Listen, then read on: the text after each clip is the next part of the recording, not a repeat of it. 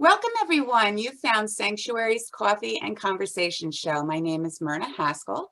I'm executive editor of Sanctuary Magazine. This is an online publication for women that empowers and inspires with a focus on the arts, humanitarian pursuits, health and wellness, inspirational travel, career, and finance. You can find us at sanctuary-magazine.com. Today, my guest is Heather Lowe. She is founder and president of Ditch the Drink, and she is also a certified life and recovery coach with ICARE. ICARE is the International Center for Addiction and Recovery Education. That's a mouthful, so I had to recheck there. Thank you so much for joining me, Heather. It's a pleasure to have you today. Yes, thank you so much, Myrna. I love what you do. I love empowering women with arts and humanities, and this is awesome. I appreciate the opportunity. Oh, that's great, Heather. Thank you. Well, today we're talking about a very serious topic, and if I may say, sobering topic, because we're asking the question, is your relationship with alcohol affecting you professionally? So, Heather, I wanted to start out by just talking a little bit about the fact that there's been many of these studies out there that are showing that excessive alcohol use has been increasing with women for some time now. What are some of the reasons behind that? Yes. Oh, such a great topic, and one that I'm well aware of as I've ditched the drink myself and was also in the corporate world. So I understand alcohol in the workplace. The pandemic has really escalated, I think, some drinking issues that maybe were already there. It's just really sped them up for women, especially because they've been at home managing their careers, managing their home, managing their kids, and now also managing the education and schooling of their kids, the kids' extracurricular activities from Zoom. It's been nearly impossible for women's workload to have more than tripled during this time, not to mention the stress and anxiety of living through a pandemic. And alcohol is sold, targeted, marketed specifically to women as a relief from this, That's as a right. relief from parenthood. Take a bath with a glass of wine. Yeah, a Me de-stressor, right? Yeah. Yeah. Yeah. And you know what? Women deserve a reward. Women deserve a relaxation time at the end of the day. And it's been sold in a bottle of pink wine. Unfortunately, the effects of alcohol are not giving women what they actually need, which is support and resources and empowerment and all those things. It is just putting a 20-minute pause on their stress, and then escalating depression, anxiety, alcohol dependence, each day they go on. Yeah, there's been a lot written about this also recently, the whole, mommy with the wine bottle thing, you're right, the advertising of it, the take a bath in a glass of wine, go out on your porch and, sit in the sun with a glass of wine, whatever it is. And so there's not as much of a negative connotation that's out there about it and what it's really doing to women's lives. I wanted to ask you about early warning signs though. So we might have some listeners out there that aren't sure if it's really affecting their career or aren't sure if they really have, let's say, a problem. Mhm. So do you want to discuss a little bit what some early warning signs are that your relationship with alcohol is going down the wrong path? Yeah, I love it. I want to just reframe that a little bit because we feel in our society we have this stigma at evaluating your relationship with alcohol, that it's the only drug. And I want to mention that alcohol is a drug. We call it drugs and alcohol, but the truth is alcohol is a drug and it has all the components that a drug has, including increasing dependence as you go. Okay, So yeah, alcohol is a drug, even though it's not sold that way. that's a good point. And if you are wondering if alcohol is serving you, then it probably isn't. Like the quiz on the internet should say, if you're taking this quiz, it's awesome that you are evaluating your relationship with alcohol. It's awesome if you're addressing it. If you have that inkling and that question at all, go with it. That's your intuition telling you this might not be serving me.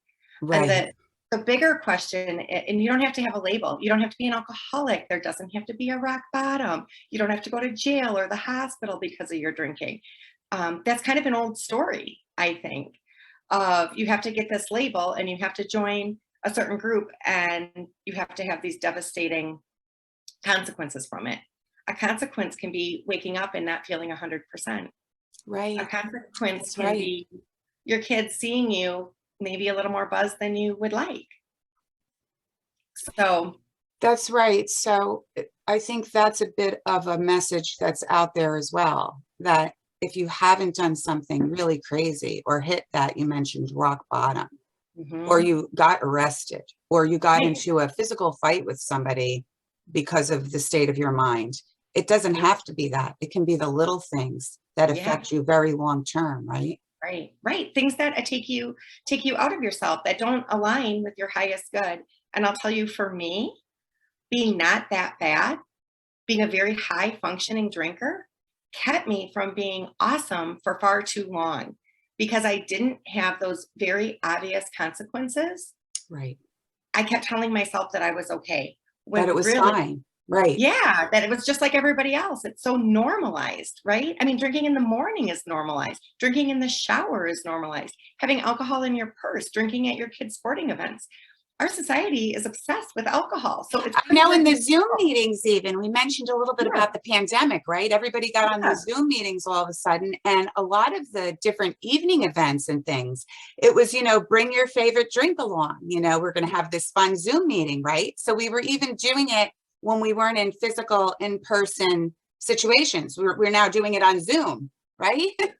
3 o'clock happy hours and alcohol being sent to your home since you couldn't get together in person. Many companies did that. Wine is in our society is an appropriate gift for clients, for Right. employees, and we don't think we're gifting somebody with drugs, right? Yeah. Yeah. So, okay. So now I just want to get to the woman who realizes this is a problem for her, but there's still that stigma out there. And I think you mentioned that as well about addiction in general, right? So, Mhm. what about the idea of approaching your boss, your manager, your employer that you have a problem? How I think a lot of people are afraid to do that because they're afraid it's going to affect maybe getting a promotion or a raise. They're afraid that they're going to be scrutinized for every little thing that goes wrong.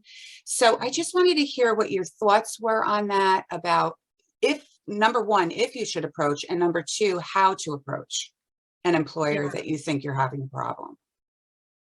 Yeah. So the good thing about the pandemic is it has shone a light on people's mental health. Everybody is in some spectrum of mental health with good days and bad. And it's becoming more and more okay to talk about it, including talking about it in the workplace. And ending the silence about this is the most important thing. And leadership, if they can share their own vulnerabilities, that goes so far. And somebody that's able to overcome an issue is the best employee you could possibly have. Somebody who is willing to address something in their personal life, an obstacle that might be holding them back, such as alcohol, is the exact person that I would want on my team. So Right. hopefully people are in And I environments that understand would that do it that way. completely. So is there a way to approach? Do you have any tips? Say you decide you're going to approach because you realize you're having a problem. You're not feeling well in the morning. You're making it to work, but you feel that it's affecting what you're doing during the day. Do you have any tips like for how to, do you send a note and say, I'd love to talk to you in person privately about like, do you have any ideas for that? Tips Yeah. for specifically how to approach? Definitely. So just like anything, I think if you go to your supervisor and say, this is what I'm struggling with, and this is my solution, this is what I'm going to do about it, and can I stay in touch with you? Or just so you know, this is what's going on in the background. Because especially if we're working from home, our home life and our work life are intermingled, right? Right. We're becoming the same person at work and at home. So there's options. If you have an employee assistance program, there's typically 3 visits that you can get for that are covered by your employer to talk to a therapist, perhaps, about what's going on. Um, some companies have different types of wellness programs and promote wellness because healthy employees are productive employees. That's There's right. less Mhm. absenteeism. There's all these health benefits and including lower costs for employees that are healthy. So approaching it from I want to get better. Here's a problem and here's my solution. And I'm willing to address this. And I recognize it. Speaking with leadership, speaking with HR, speaking with your employee assistance program, and speaking with your direct supervisor and letting them know how they can support you. Okay. Maybe I need an hour off each week to have this call with a coach or a therapist. And that's what I'm working on. Okay. Okay. So I heard you mention these different, the health and wellness thing with businesses and how they want to promote a healthy workforce because they're going to do better as a business if their employees are happy, feeling good about themselves, and Mhm, both their physical and mental health is in a good place. mhm. Is there anything else that businesses can do though to help out employees with any sort of addiction? Do you know of any sort of online maybe programs that businesses use, or something about the environment and how they talk to their employees about those types of issues, like any just ideas, because we do have a lot of women solopreneurs and entrepreneurs, business leaders, nonprofit leaders who might garner something from what you'd say there about how they can help their employees. So do you have any tips for business women and how they deal Yeah, with their employees? absolutely, I do. So first of all, you can look at language and smashing the stigma. And for instance, alcoholic, let's say, that's not a medical term, and that's a self-diagnosed term. So you would never call somebody an alcoholic. If that person wants to call themselves that, that's up to them. If it gives them power, that's great. But that's not for anybody else to call anybody. So I think looking at language is important. Also, like sobriety is not a single event, it's a series of decisions and it's a back and forth path. So if you go for a period of time not drinking and then you drink again, that's not a failure. That's you trying to figure something out. That's kind of Okay, part of your I path. like that. Yeah. And many of us women are perfectionists and we're good at our jobs and we're good at everything we do. And we expect that if we try something once, we should just nail it. Right. Well, alcohol is an experience over time. So just because you've tried before to cut down and now you're drinking again, it doesn't mean you failed. It means you're still in process. You're still on a path to finding your ultimate meaning and happiness. So Right, and I language is think important. I'm sorry, Heather, finish off there. I'm sorry, I didn't mean to interrupt. Well, the other thing I was going to mention is ICARE has a class that you can either learn to facilitate yourself, learn to do like a 1 hour lunch and learn for your company or your employees about this exact topic, Okay, or you can have one of their coaches come in and do it for you. And it would include things like with alcohol, let's say, offering an equally attractive alternative beverage. So and Salesforce is actually a huge company that doesn't offer alcohol and has a whole affinity group with thousands of people that support people that are sober curious and people that are in recovery. So forming an employee group around it so there's good support idea. and community, or just offering, here's a signature drink at this event. You can have it with or without alcohol. And not calling out the people that aren't drinking, like give them the same garnish, Right. the same glass, make it a beautiful adult, sophisticated Yes, yes. experience. They don't need a juice box or warm tap water. We still want a fancy drink. It just Right, doesn't have right. alcohol in A it. dressed up Shirley Temple. A great Exactly. looking Exactly. drink that looks the same. And you're right, because then it's not that you're looking different at the event. Right. Everybody has, something that they're sipping, and you don't know whether they're sipping the alcohol or they're not, as long as they're behaving themselves, I suppose. Right.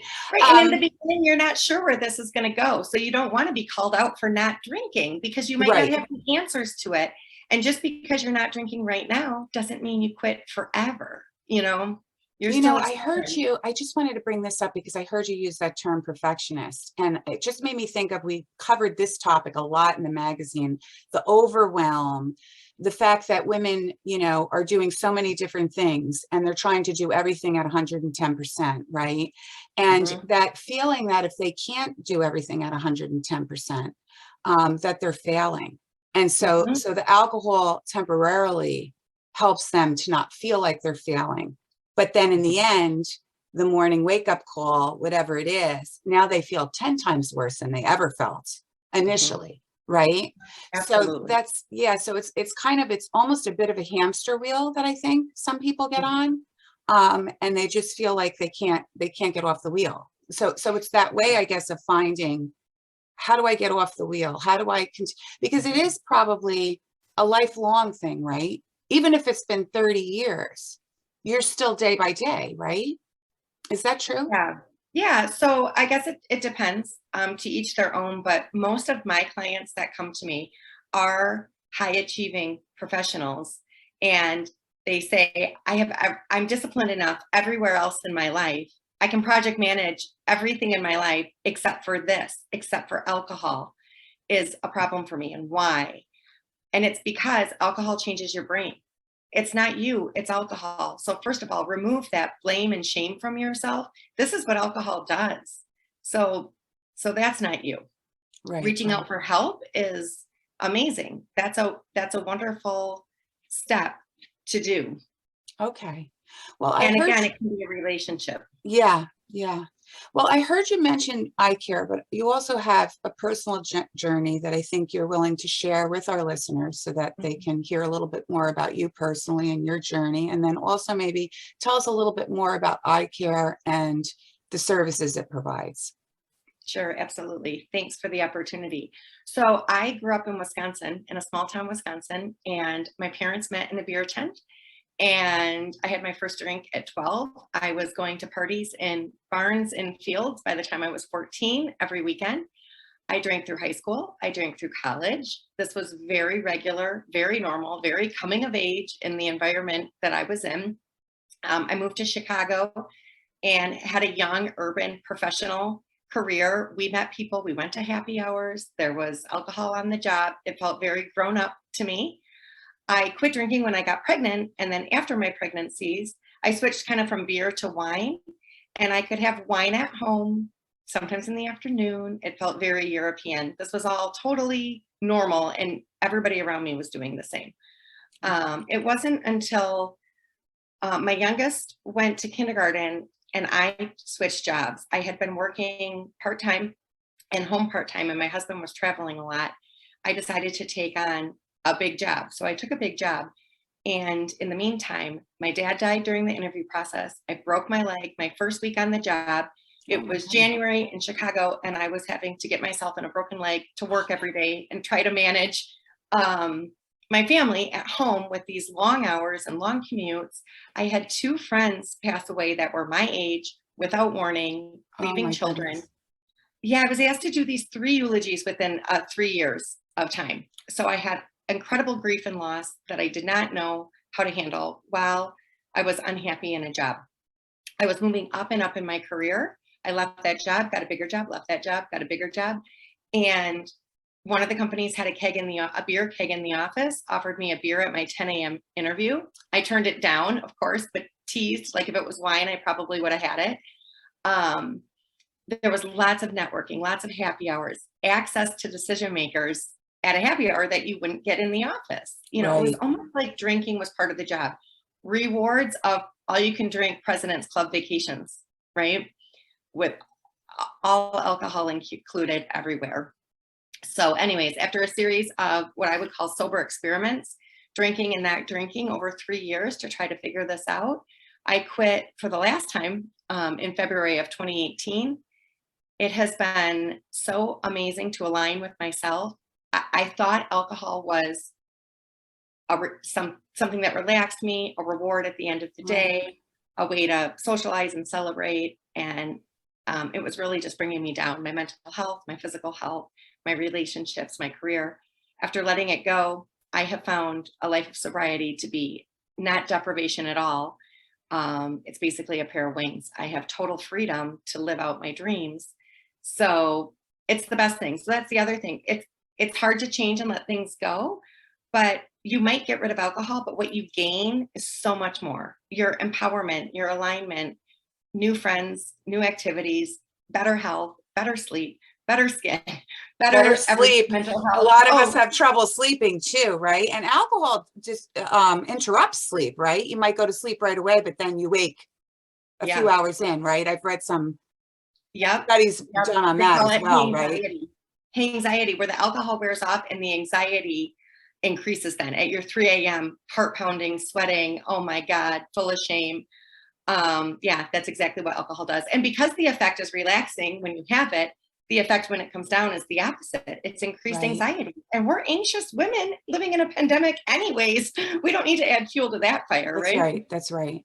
I heard you mention everybody around you is doing it. So do you think that's a problem too? Do you have to For someone who really wants to just be sober all of the time, do they need to remove themselves from those types of situations? Like, women's groups that get together, say, and you go to someone's house and they have wine there. Do you initially need to remove from those type of situations until you feel you're strong enough to just be wherever, and it doesn't matter if somebody else is drinking, you're fine? Yeah, I think the journey is the journey to self-discovery. So you tune in and recognize what you need in that moment and what will help and what will serve you. For me, I did tuck in the beginning and avoided those situations. Now I go everywhere and do everything that I want to do. And I have friendships have changed for sure, but I have a relationship with myself. I have new friends and I'm still having a blast with the old friends too. So it Oh, just takes that's time. great. That's great. Well, tell us a bit more about ICARE. I'm interested to hear, it sounds like you've got all different types of resources, or Yeah. there's online resources, obviously, too, right? Right. So iCare is just awesome. It was developed from the pandemic because there's such a need for it. So iCare has trained life and recovery coaches for over 30 years. They've had students in 38 nations, and Wow. they're just they train with the neuroscience of addiction. They train in joyful recovery and strength-based solutions, including motivational interviewing with clients. So they have been training coaches and recognizing this problem for a very long time and providing solutions by having the best education for coaches. They've increased now to the workplace, that because of the pandemic, we need to be talking about this in the workplace and not behind closed doors, and not just one-on-one, but in a bigger scale. So as I mentioned, we train facilitators to go into workplaces and are equipped with the information to talk to workplaces about alcohol or any addiction really in the workplace. In addition, there's a healthy self checkup where an organization can see where they're at, see if there are addiction issues and they could use support. If they want more support, there's many programs and resources that are customized for, including starting with an employee resource support group, to having a recovery coach on site, to training an employee to become a recovery coach, to having ongoing lunch and learns about this topic. There's just whatever a workplace needs to tackle addiction and the stigma of asking for help. ICARE is there to help. That's good. I hope that more businesses do something like that, because I think people are fearful of that. They're afraid to say something to HR or their manager because they're afraid of the stigma of it. I mean, I think there's more and more out there, being more conversations we're having. There's more in the news about it, but we still have that umbrella of a stigma over addiction, and people are afraid to expose themselves. Mhm. So if the business, I think, is upfront about how they deal with that particular situation, and as you said, use the right language for it, show that it's an environment, a caring environment where you can go to somebody. And as you said, you would think it would even be a better employee, someone who recognizes that they want to make themselves better, starts, dotting their I's and crossing their T's and doing the right thing, that you want to have somebody like that on your team who solves their own problems. They'll be able to solve the business's problems as well, right?